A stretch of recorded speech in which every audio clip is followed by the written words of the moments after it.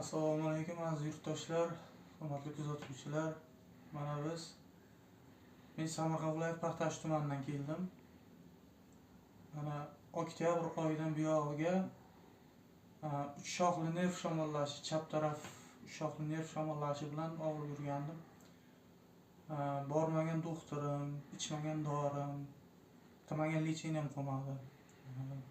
Toshkentlarga ham, Samarqandlarga ham, Navoiyni o'zida ham anchagina davolandim. Umuman foydasi bo'lmagani uchun Allohimga shukr, yetkazganiga shukr, mana shunday joylarda Asalar medklinikasini topib keldik. Mana 2-kursni tugatdim bugun, Xudoga shukr. Birinchi kursni o'zida, birinchi olishimda o'zida anchagina foydasini sezdim.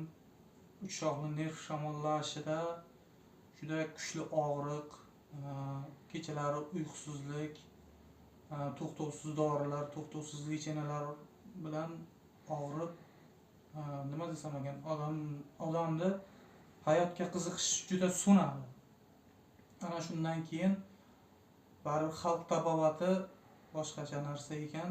Alhamdulillah, mana Asalar medklinikasiga kelib, mana shu yerda foydalanib topdim. Bu bitta shoxli nerv shamollashiga emas, butun boshli tanadagi barcha kasalliklar, revmatizm deysizmi, bosh og'rig'i, davleniya, barchasiga davo topadigan narsa ekan. Alhamdulillah, shu narsaga ko'rsatganlarga shukr qilaman. Shuhrat aka, sizga ham kattakon rahmat. Joningiz sog' bo'lsin.